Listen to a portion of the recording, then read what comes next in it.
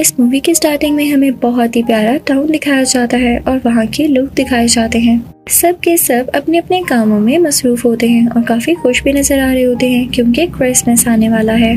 और तभी यहाँ पर हमें इन सब से डिफरेंट एक क्रिएचर दिखाया जाता है, यानी वो इन सबसे डिफरेंट मूड्स रखता था। वो सबके साथ रहना पसंद नहीं करता था, किसी से बात करना पसंद नहीं करता था और इवन उसे क्रिसमस की भी कोई एक्साइटमेंट नहीं थी। इसीलिए वो उन सबसे दूर पहाड़ों में एक गार के अंदर रह रहा था। उसने वैसे तो अपना प्रॉपर सेटअप बनाया हुआ था, लेकिन वो अकेला ही रहता था। उसके साथ उसका एक पेट डॉग था। वो दोनों अपनी लाइफ में काफी मगन थे और उन्हें आसपास की दुनिया से कोई लेना देना नहीं था। इस क्रिएचर का नाम ग्रिंच होता है और साथ ही साथ मैं आपको ये भी बताती चलूं कि इसकी बहुत ज्यादा रूलिंग नेचर होती है, यानी अपना कोई भी काम करना पसंद नहीं करता था। इसके सारे के सारे काम इसका डॉग किया करता था। इवन ग्रिंच के लिए चाय भी उसका डॉग बनाया करता था। अब एक दिन ग्रिंच जब खाने की टेबल पर खाना खाने जाता है तो ये देखकर हैरान रह जाता है कि वहाँ पर सिर्फ 2 छोटी छोटी बेरीज पड़ी हुई हैं और इसके अलावा खाने को कुछ है ही नहीं। ग्रिंच अपने डॉग पर गुस्सा होने लगता है तो वो उससे कहता है कि खाने को जब कुछ है ही नहीं तो मैं आपके लिए क्या बनाता। ग्रिंच गुस्से में उठकर आसपास की ग्रोसरी चेक करने लगता है कि क्या वो जो सामान लाया था वो वाकई खत्म हो गया। उसे अपनी आंखों पर यकीन नहीं आता कि वाकई वहाँ सब कुछ खाली पड़ा है। तभी उसे फ्लैशबैक आने लगते हैं कि कैसे वो ज्यादा से ज्यादा फूड एक ही टाइम में खा जाता था और अब उसे बुरा फील होने लगता है कि उसे ऐसा नहीं करना चाहिए था। साथ ही वो देखता है कि उसके डॉग का भी खाना खत्म हो गया है। अब बाहर काफी बर्फबारी हो रही होती है तो अपना मफलर उठाता है और अपने डॉग को एक बास्केट देकर बाहर निकल पड़ता है। उसे लोगों से इंटरेक्ट करना बहुत बुरा लगता था, इसीलिए वो सारा का सारा खाना यहीं स्टोर करके रहता था और आहिस्ता आहिस्ता खाता था। लेकिन अब बाहर निकलना इसकी मजबूरी थी तो ये बड़े ही बुरे मूड के साथ बाहर जा रहा होता है। अब ये दोनों सिटी में पहुंच जाते हैं, लेकिन इससे पहले ग्रिंच अपने डॉग को समझा रहा होता है कि तुम्हें इंसानों से इम्प्रेस होने की ज्यादा कोई जरूरत नहीं है। इंसान बहुत बुरे होते हैं, तो अगर तुम्हें कोई कुछ कहे या बुलाए तो उसे फौरन से काट लेना और ये मेरा ऑर्डर है। अब क्योंकि ग्रिंच को इंसान और उनकी सेलिब्रेशंस और उनकी खुशी काट रही थी तो वो रास्ते में जाते जाते सब चीजों को छेड़ता जा रहा था, जिससे वो सारी की सारी क्रिसमस डेकोरेशंस खराब हो रही थी। स्टोर में जाके भी वो अपने खाने के लिए एक कैन उठाने लगता है तो वहाँ पर एक लेडी होती है जो पहले से उस कैन को उठाने की कोशिश कर रही थी। तो उसे लगता है कि ग्रिंच ने शायद उसकी हेल्प की है। वो बहुत खुश हो जाती है, लेकिन ग्रिंच किसी इंसान की मदद कर दे ऐसा तो हो ही नहीं सकता। तो वो उस कैन को वहीं पर रख देता है और जाते जाते उस शेल्फ को हिला देता है, जिसके बाद वो कैन गिरकर टूट जाता है। अब यहाँ पर मूवी में हमें एक दूसरी स्टोरी दिखाई जाती है, यानी दूसरी फैमिली की स्टोरी।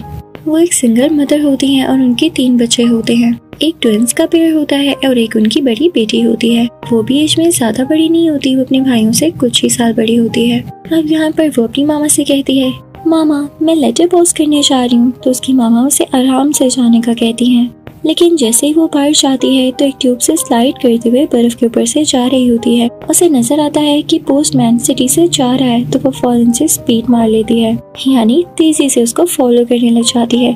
पर इसी वजह से वो गिर जाती है, उसका बैलेंस खराब हो जाता है और वो जिससे टकराती है वो ग्रिंच होता है। उसकी ट्यूब ग्रिंच में अटक जाती है। ग्रिंच उसे बहुत बुरा भला कहता है और अपने डॉग से भी कहता है कि देखो ये है इंसान, इनमें अकल ही नहीं है। इस सब पे उस छोटी बच्ची का वो लेटर भी गुम हो जाता है। वो ग्रिंच से उस लेटर के बारे में पूछती है, लेकिन ग्रिंच उसे कहता है, लेटर तुम क्या करोगी, गुम हो गया है तो अच्छी बात है ना। वैसे भी उसमें तुमने बाकी बच्चों की तरह सैंटा से विश की होगी कि तुम्हें भी ढेर सारे खिलौने चाहिए, और क्या तो दोबारा से लिस्ट बना लो। अगर सैंटा पर इतना यकीन है तो उनसे जाकर फेस टू फेस बात कर लो, मुझे मत तंग करो। अब ये कह के ग्रिंच वहाँ से चला जाता है। बच्ची काफी उदास हो जाती है, पर तभी लेटर हवा से होता होता उसके पास आता है और तो हम ग्रिंच को देखते हैं जो कि रास्ते में जा रहा होता है। तो सब लोगों को खुश देख के एक बार फिर से अपना मूड ऑफ कर लेता है कि पता नहीं कैसे लोग हैं, इन्हें सेलिब्रेट करने का दिल कैसे करता है। मैं तो बस अपने घर में अकेला ही खुश रहता हूँ।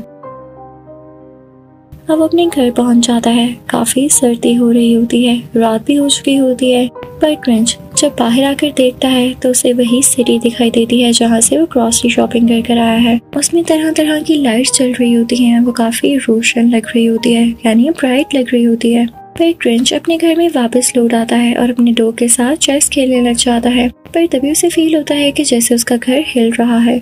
और जब वो घर से बाहर आकर देखता है तो एक बहुत बड़ा दरख्त उड़ रहा होता है। और ये दरख्त अपने आप नहीं उड़ा था, बल्कि ग्रिंच का नेबर उसे उड़ा कर लेकर जा रहा था, क्योंकि उसका बिजनेस था कि वो लोगों को इसी तरह क्रिसमस के डेकोरेशन और ऑर्नामेंट्स प्रोवाइड करता था। और अब भी वो शहर को सजाने जा रहा था और इस वक्त पर डिफरेंट लाइट्स लगाकर शहर को रोशन करने वाला था।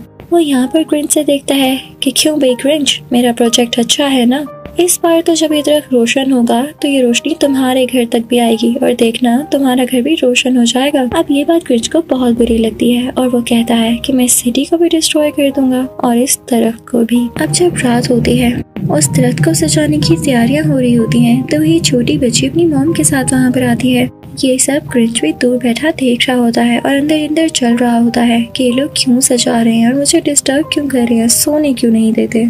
उधर हम उसी छोटी बच्ची को देखते हैं जिसे उसका दोस्त मिलता है, तो अपने विश के बारे में बात करने लग जाती है। वो उसे बताती है कि वो क्रिसमस की सारी रात जागेगी और वो साथ ही साथ उसको ये भी बताती है कि उसने क्या विश की है। वो कहती है कि मेरी मदर एक सिंगल लेडी है, वो हमारे लिए सब कुछ करती हैं। मैंने उन्हें देखा है, वो अपनी ख्वाहिशात को मार देती हैं, यानी वो अपनी कोई भी विश पूरी नहीं करती हमारे विशेष पूरी करने के लिए। तो मैं चाहती हूँ कि सांता उनके लिए बहुत अच्छा प्रेजेंट लाए। अब ऊपर हम ग्रिंच को देखते हैं जो इस क्रिसमस ईव को डिस्ट्रॉय करने की तैयारी कर रहा होता है। ग्रिंच एक तोप को तैयार करता है और उसमें ढेर सारी बर्फ जमा करने के बाद उसने वो बर्फ का गोला उसी दरख्त पर फेंकना होता है, उसी क्रिसमस ट्री पर, कि उस पर लगी हुई लाइट्स खत्म हो जाएं और बुझ जाएं। और यहाँ पर प्लान फेल हो जाता है, वो तोप नीचे गिरने लग जाती है, बर्फ का गोला भी नीचे गिर जाता है, तो बिल्कुल पहाड़ के एंड पर होती है। ग्रिंच भी उससे लटक जाता है।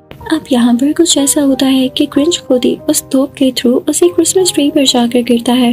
वो उस ट्री से जैसे तैसे करके उतरता है तो देखता है कि उसके आसपास के लोग बहुत खुश हैं, तो उसे देखकर बहुत गुस्सा आता है। वो यहाँ पर उदास होने लग जाता है और तभी हमें यहाँ पर उसका पास्ट दिखाया जाता है कि आखिर उसके साथ ऐसा क्या हुआ था जो उसे ये सब चीजें अच्छी नहीं लगती। यहाँ पर हम देखते हैं कि ग्रिंच एक ऑर्फनेज हाउस में है। बाहर क्रिसमस नाइट है, सब बच्चों की फैमिलीज आई हुई हैं, वो अपने बच्चों को बहुत प्यार कर रहे हैं और वो सब मिलकर क्रिसमस नाइट को सेलिब्रेट कर रहे हैं।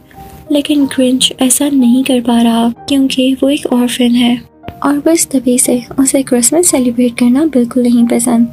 इसके बाद ग्रिंच दोबारा से अपने घर में आ जाता है और सोचने लगता है कि कैसे उस ट्री को डिस्ट्रॉय करेगा। तभी यहाँ पर ग्रिंच को एक आइडिया आता है। वो अपने नेबर के घर से एक कार्ड चुराता है जिसके थ्रू उसे सिटी में दोबारा जाएगा और साथ ही साथ एक एनिमल भी जिसको उसके आगे बांध लेता है। इनका प्लान ये होता है कि ग्रिंच सबके घरों से उनके क्रिसमस गिफ्ट्स चुरा लेगा, जिसके बाद सब लोगों का सांता पर से बिलीफ हट जाएगा और वो सैड भी हो जाएंगे, तो उनकी क्रिसमस ऑटोमेटिकली खराब हो जाएगी। पर जैसे ही ग्रिंच, उसका डॉग और वो एनिमल आगे बढ़े होते हैं तो उस एनिमल को जंगल में अपनी फैमिली दिख जाती है। तो यहाँ पर ग्रिंच के दिल को कुछ होता है और वो उस एनिमल को अपनी फैमिली के पास जाने देता है और अब इससे जो भी करना था खुद ही करना था। और इस सिटी में हम उस छोटी बच्ची को देखते हैं जो अपने सारे फ्रेंड्स को बता रही होती है कि जब क्रिसमस पर सांता आएंगे तो मैं उनसे एक विश करूंगी। उसके फ्रेंड उसे पूछने लगते हैं, अच्छा तो वो विश क्या है? तो वो बच्ची कहने लगती है, नहीं मैं नहीं बता रही, इट्स पर्सनल। सब बहुत एक्साइटेड होते हैं ये जानने के लिए कि इस छोटी सी बच्ची की क्या विश है। अब उधर ग्रिंच उस एनिमल की जगह अपने डॉग को ही उस एनिमल जैसे हॉर्न्स लगाकर उस गार्ड के साथ जोड़ देता है और अब सिटी की तरफ आता है और अपने प्लान के मुताबिक वहाँ गिफ्ट्स चुराने लग जाता है। तभी वो छोटी बच्चे के घर आता है और उसके गिफ्ट्स भी चुराने वाला होता है। लेकिन उस छोटी बच्ची ने तो सांता को ट्रैप करने के लिए एक छोटा सा ट्रैप लगा रखा था कि जैसे ही सांता आए तो उस बच्ची को पता चल जाए और वो उनसे अपनी विश कर सके। तो ग्रिंच यहाँ पर उस बच्ची के ट्रैप में फंस जाता है। वहाँ पर एक वेलकम बोर्ड अपीयर होता है, यानी वो बच्ची सांता को वेलकम करने के लिए काफी एक्साइटेड थी। वो फौरन से जाग जाती है। अब क्योंकि ग्रिंच ने सांता का ही कॉस्ट्यूम पहना होता है तो वो ग्रिंच को ही सांता समझने लग जाती है और उसके सामने अपनी विश रख देती है। वो कहती है कि मैं विश अपनी मॉम के लिए मांगना चाहती हूँ। सांता, आप तो जानते हैं कि मेरी मामा कितनी अकेली हैं। वो साथ ही साथ ग्रिंच यानी अपनी तरफ से सांता समझकर ये बता रही होती है कि जैसे हमारी मामा हमारे लिए इतनी मेहनत करती हैं, मैं चाहती हूँ कि हम उन्हें खुश करें। सांता प्लीज इस क्रिसमस हम मिलकर उनके लिए गाना गाएं, वो बहुत अच्छा फील करेंगी। पर ग्रिंच यहाँ उसे मना कर देता है और सोने के लिए कहता है, पर वो बच्ची नहीं मानती और उसे रिक्वेस्ट करती है। पर ग्रिंच फिर भी उसके रिक्वेस्ट को डिक्लाइन करते हुए वहाँ से चला जाता है। पर जब वो सिटी से सारे गिफ्ट चुरा कर और सारी डेकोरेशन खराब कर कर निकल रहा होता है तो काफी उदास होता है और अब अपने डॉग से कहने लगता है कि मैं उस बच्ची को लेके बहुत बुरा फील कर रहा हूँ, लेकिन फिर भी ग्रिंच वहाँ से चला जाता है। अब उधर हम सिटी का सीन देखते हैं कि जब सुबह होती है और सारे लोग उठकर बाहर आते हैं तो ये देखकर काफी उदास हो जाते हैं कि सारी की सारी डेकोरेशन गायब हो चुकी है। वहाँ कोई लाइट्स या ऑर्नामेंट्स नहीं बचे और तो उनके गिफ्ट्स भी चोरी हो चुके हैं। ये देखकर वो छोटी बच्ची काफी परेशान हो जाती है और अपनी माँ से कहने लगती है, मामा ये सब मेरी वजह से हुआ, मैंने सैंटा को परेशान किया और वो हमसे नाराज होकर चले गए। तो उसकी मामा उसे कहती है, नहीं बेटा, सिर्फ गिफ्ट चोरी हुए हैं, इनको कोई चुराने वाला है, पर वो जो कोई भी है हमसे क्रिसमस नहीं चुरा सकता, आओ मिलकर एंजॉय करते हैं। यहाँ उस बच्चे की मॉम उससे कहती हैं कि आओ मिलकर गाना गाते हैं और इस शाम को और भी हसीन बनाएंगे। वो सब लोग एक दूसरे का हाथ पकड़ लेते हैं और मिलकर गाना गाने लग जाते हैं। उधर ग्रिंच जो अपनी पहाड़ की चोटी पर पहुंच चुका था और उन गिफ्ट्स को वहां से फेंकने ही वाला था कि तभी वो देखता है कि टाउन के लोग यानी सिटी के लोग बहुत खुश हैं। ग्रिंच सोचता है कि मैंने इनके साथ इतना कुछ कर दिया लेकिन फिर भी ये लोग खुश हैं और गाना गा रहे हैं। वो बहुत हैरान होता है और कहता है कि आज मैं भी तो देखूं कि इस सॉन्ग में क्या है। वो आंखें बंद करके उस सॉन्ग को फील करने लग जाता है तो उसे पहली बार बहुत अच्छा फील होता है।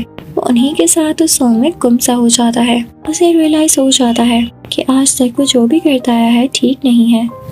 जब उसे रिग्रेट होता है तो वो सारे के सारे गिफ्ट्स उसी कार्ट में लेकर वापस जाता है और उनको उनके गिफ्ट्स लौटा कर उनसे माफी मांगता है और इसके बाद वो अपने घर की तरफ दोबारा लौट जाता है।